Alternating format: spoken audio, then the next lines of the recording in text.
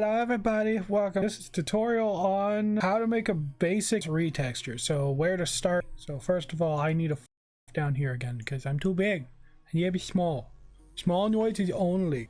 The first thing you want to do if you want to edit avatars is you want to go to vrchat.com and you want to go to the download section. Inside the download section, you want to make sure that you have this. Download the creator companion. If you're wanting to make a fancy PC avatar with all the bells and whistles like cool shaders and stuff, the shader you will need is called pyomi. You're looking for the GitHub like this, and this is what you need here. Going to need a program or software that can edit either textures or 3D objects. For 3D objects, that would be Substance Painter, this lovely thing here. However, keep in mind this is not free. This will cost money. It is a little bit expensive, but it is by far the best tool for doing the job. If you are a broke bish like me and you need something that doesn't cost money, you'll want to come to something like Krita. Krita is basically Photoshop, but it's open source. Once you've installed the Creator Companion, it'll look like this. It'll be this little thing called CC. You'll want to go ahead and start a new project. It'll open this up. You have worlds, you have Udon Sharp, and then you have avatars. We obviously are making avatars. Asks you where you want it to be. I'm fine with it being under here. This is perfectly fine with me. So I'm gonna hit create. Once you've created the project, you do have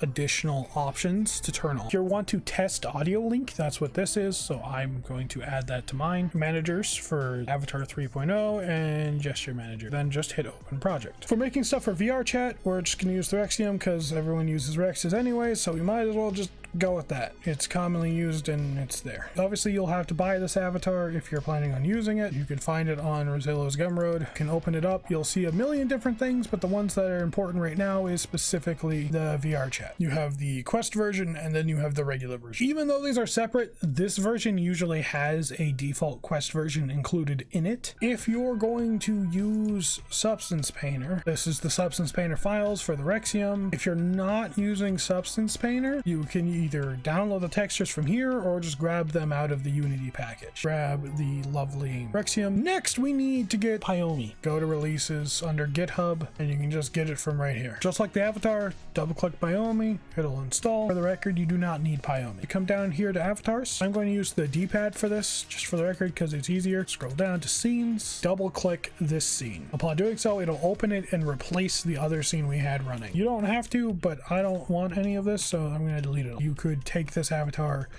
and just upload it immediately. You can have a default Rex exactly as it is and upload it with no issues. We're going to go over retexturing. If you open up the Rex, come down to body, you'll see all of its materials. These little moons are called materials. Inside the materials is where you'll find the actual image texture. Materials are broken up into parts. You can separate to add like a mask that makes it so just your chain is shiny and metal. Pyomi you'll find in here. Go to Pyomi Tune, go down to the actual colors. You can change the color shading with this. You wanted a Rex that was blue, you could make a Rex that is blue. When it comes to anything a bit more complicated, you could honestly go a bit more crazy with it because of what you have in here. Like you can make it a glittery Rex. If you're gonna use glitter with a color scheme, I recommend using this little slider here to do this so it matches the color. I highly recommend you go to shading and change it from flat to realistic. When you go into the body, you go into your material here. Underneath the very first color and normals, you'll find a text. You click on this little square, it'll move the project to wherever that is located in your project and highlights it for you. Whatever you change on this image will affect the actual thing here inside the texture. You can right click this and you can show it and explore. This is the body. This application is free. It's basically a version of Photoshop. You can get a gist for what stuff is, but it's a little bit hard. This here, these are your thighs, these are your arms, face, this is your chest, this is your back, this is your butt, this is your tail, here's your ears, and these are your hands. The easiest thing you could do, if you come up to filter, go to adjust, and you color balance, turn off the preserve luminosity. We'll make a creamsicle.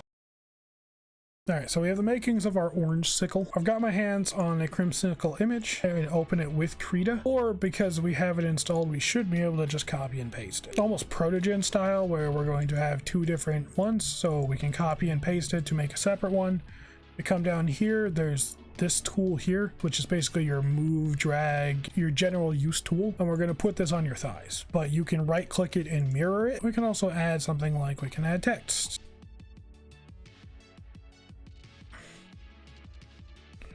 And now we have Yummy on our tummy. So we can just go ahead and just save it, because we're just going to replace the original image. So I'll click back on Unity, but we still have the orange coloration on him. So let's put that back to the normal old white. We now have our orange popsicle. He now has Yummy, and he now has some lovely big popsicle thighs. I kind of think it would look better if this was higher up, because we don't have an exact layout of what it looks like. We have to kind of just adjust accordingly. So I think I would kind of want it to be in the brown patch. Throw them into the brown patches, and we're going to save it again. Now it has lovely freaking popsicle thighs. We can go from there, and we can change the feathers, change it to pyomi. I don't need the color here that we're getting from these feathers, so I'm actually going to just remove that. We're going to come down here to the emission map. I also don't need the emission map from this. We're going to click on this little square to make a gradient, which we're not really going to make a gradient. We're going to use this one, to be honest. So after you've made the gradient in here by using these little tabs and picking the colors you want, we can click on this little square and it'll bring you to the image you created, which you can then yeet into the feathers. It's the way I want the feathers, so that's the way I'm going to do them. So now they're just a gradient throughout. If you're not trying to visually change like the style of eye, you can just change the color of the base here.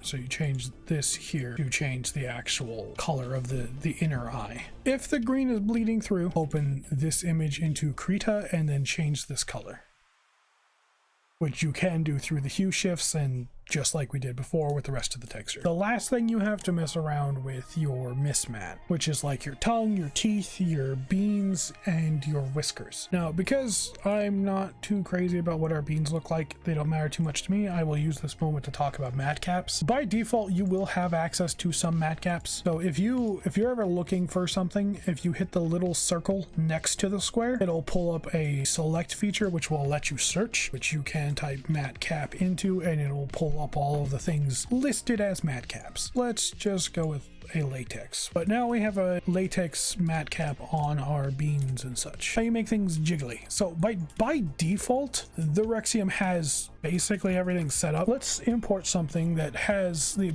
ability to have bones placed on. The Zephyr hair that I have. By Aiden Fur, he's dope. Makes really cool hair. I'm just gonna yeet it into here. Go in here. We're gonna yeet it into here. Now we have hair. And then attach it to the model. First, want to go to your model. You'd want to open up your armature, which is basically all of your bones. You'd want to go down the list of your bones. Go down through your spine, through your chest, through chest up, through neck, all the way to your head.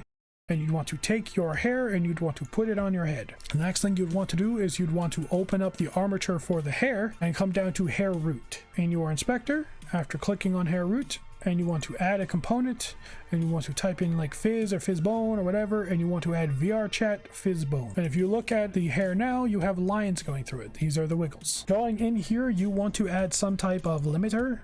Usually angle is the default, which makes it have all these little cones. Once you're signed into your account, remember you do have to have an account like a certain status above like the base one you get when you get your account in order to upload things. You come into here under builder. There will be errors. There are always errors. Most of these you can just auto fix without thinking about it. We just want to go ahead and build and publish. I recommend changing the free aspect to the standalone so it's a little bigger. You want to change the name to something. It'll be on private by default. That's what you want. Go ahead and click on this check mark. We'll click upload.